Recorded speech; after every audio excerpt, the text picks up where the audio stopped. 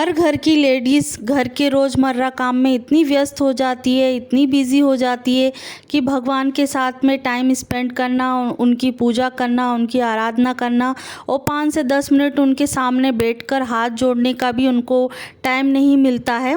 तो hello everyone, welcome to my channel और मैं हूं आपकी नीतू त्रिपाठी। तो नीतू त्रिपाठी व्लॉग्स में आपका फिर से अभिनंदन है, स्वागत है। कैसे हो दोस्तों? आशा करती हूँ आप बहुत अच्छी तरीके से होगे, स्वस्थ होगे, मस्त होगे, व्यस्त होगे। तो फ्रेंड्स, अभी हो चुकी है मॉर्निंग और अंश का उठने का टाइम हो चुका है, तो मैंने अंश को उठा दिया है। तो तब तक ये क्या है, ये सामान रात को इन्होंने कुछ बिखेर के रखा था, टेडी बियर इधर उधर करके रखते हैं, तो मैं उनको समेट के आ गई थी बाहर। तो देखिए आज है पानी का मौसम और सुबह से ही मॉर्निंग से उठते से ही पानी की बौछार दिखाई को मिली है। और बस यह देखिए, आप आज का मौसम भी बहुत अच्छी तरीके से है और वही सोच रही हूँ कि मंदिर कैसे जाया जाए।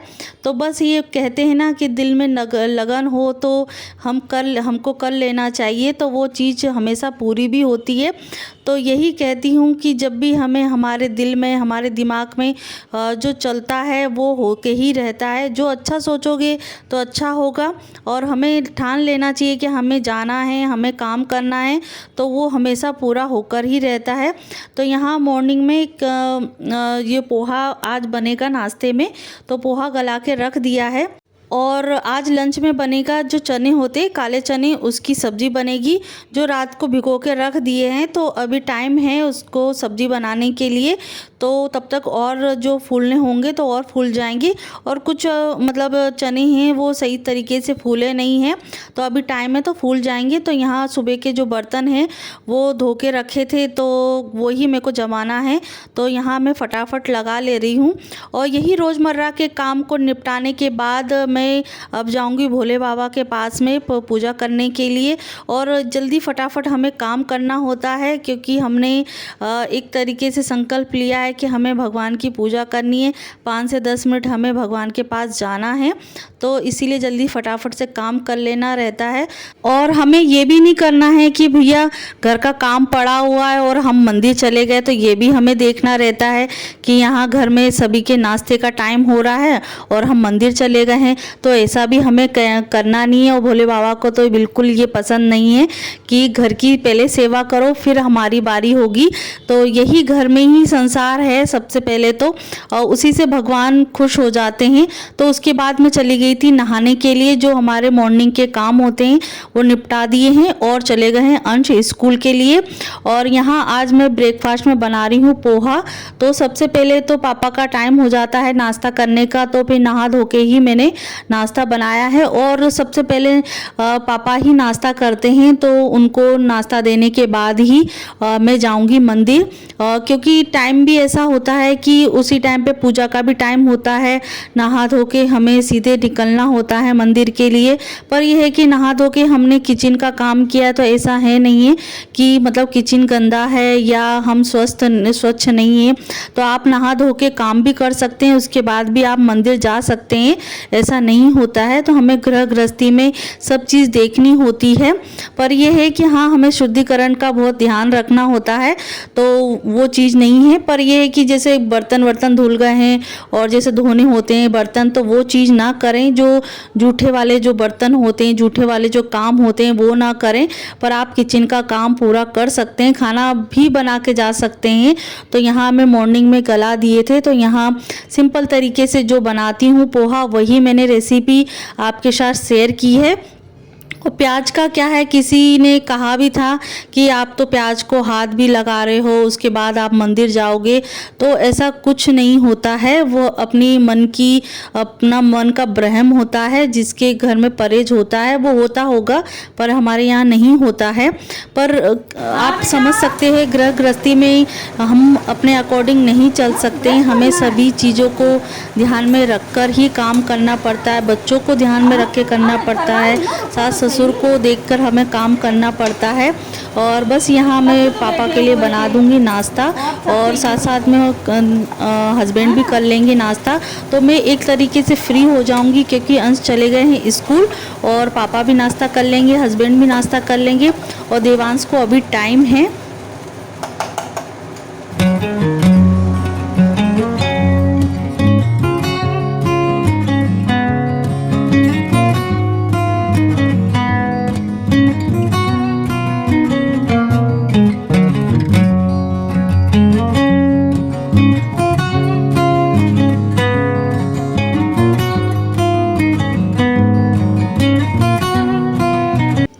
यहाँ मैंने 2 प्लेट लगा ली है पोहा की। तो यहाँ एक पापा के लिए है और एक हस्बैंड के लिए है। तो दोनों को देने के बाद मैं चली जाऊँगी मुँह हाथ धोने के लिए। और मुँह हाथ धोना भी बहुत ज़रूरी है, नहा तो लिया ही था। और उसके बाद मैं चली जाऊँगी मंदिर। बहुत हरा हरा लग रहा है।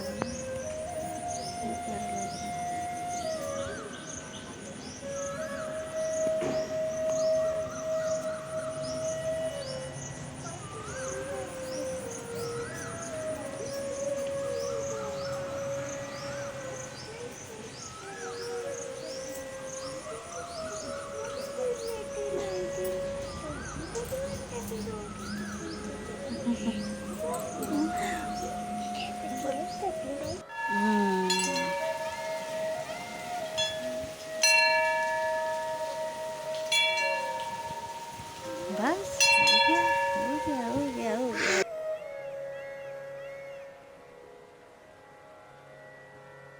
तो फ्रेंड्स, मैं मंदिर में आई हूँ तो यहाँ 3-4 औरतें पूजा कर रही थी।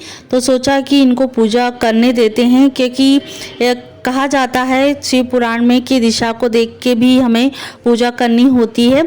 और पानी भी बरस रहा था कि जैसे हम पूजा करके निकल भी जाएंगे तो हम जाएंगे कैसे। तो मैं सोच रही थी कि पानी रुक जाए तभी हम जाएं। तो आप देख सकते हैं अभी भी पानी बहुत ज़ोर से गिर रहा है।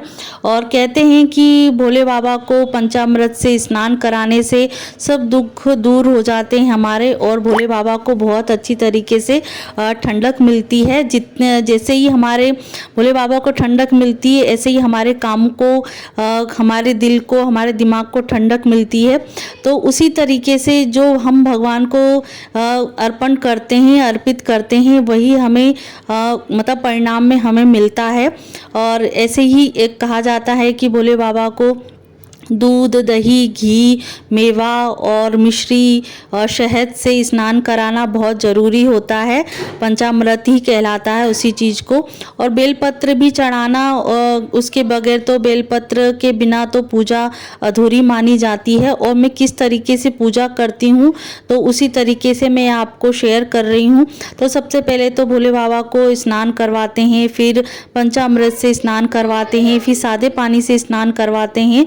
तो उसी में पंचामृत में सभी 5 चीज़ें हम मिला के लेके जाते हैं, अलग अलग नहीं लेके जाती हूँ मैं, उसी में सब मिला लेती हूँ। और फूल बत्ती सभी लेके जाते हैं। हवन भी मैं यहीं करती हूँ। थोड़ा सा जो फूल बत्ती का जो हवन होता है वो वही मैं करती हूँ। और यहाँ मैंने उनको चंदन से और अष्टगंध लगाकर उनकी पूजा की है। फूल और धूप बत्ती मैंने दिखाई है। और बस ये है कि आराधना में लगे रहते हैं, जैसे हम पूजा करते हैं और वैसे ही हमें एक रिज़ल्ट में मिलता है। और बहुत अच्छी तरीके से एक पॉजिटिव मिलती है, हमें पॉजिटिव ऊर्जा मिलती है पूजा करने से।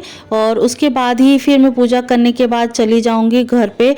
और कहा जाता है कि जब बेलपत्र का मतलब क्या होता है कि आप उसकी जो 3 पत्तियां होती है, वो 3 पत्तियां होती हैं पर वो एक बेलपत्र माना जाता है। तो आप जब भी बेलपत्र चढ़ाएं तो आप 3 चढ़ा सकते हैं या 11 चढ़ा सकते हैं, तो बहुत शुभ मानी जाती हैं। और उससे ज़्यादा आप संकल्प करते हैं कि हम 108 चढ़ाते हैं तो और ही बहुत अच्छा होता है। तो वैसे 3 और 11 शुभ मानी जाती हैं और उससे ज़्यादा चढ़ाएंगे तो और अच्छा रहता है। और उसके बाद हमें धूप बत्ती और दीपदान किया जाता है भोले बाबा के सामने। और बस यहाँ की इसके बाद मेरी पूजा पूरी हो जाती है। और उसके बाद थोड़ी देर के लिए मंदिर में मैं माथा टेकती हूँ, थोड़ी देर के लिए वहाँ मतलब बैठती हूँ। जिससे क्या हमारी जो पॉजिटिव ऊर्जा रहती है वो भोले बाबा से हम मांगते हैं। और जो मनोकामना होती है वो एक तरीके से भोले बाबा के सामने मांगने का कोई ज़रूरत ही नहीं होती है। भोले बाबा बस हमें देते ही रहते हैं। और जो भी है संसारिक जीवन उन्हीं के द्वारा दिया गया है और हम क्या मांगे। और बस उन्हीं से विनती है कि बस हमारे घर में सुख शांति और सबके जो दुख जो कष्ट हैं वो उनको सभी के दुख दूर करें। और हम क्या मांगे, हम अपने लिए, भगवान तो सब जानते ही हैं। तो फ्रेंड्स, ये वीडियो बड़ा हो रहा था तो मैंने इसको 2 पार्टीशन में किया है। तो अगले वीडियो का आपको इंतज़ार रहेगा, तो मुझे कमेंट्स करके ज़रूर बताइएगा। अगले वीडियो में मिलते हैं, अपना ध्यान रखिए।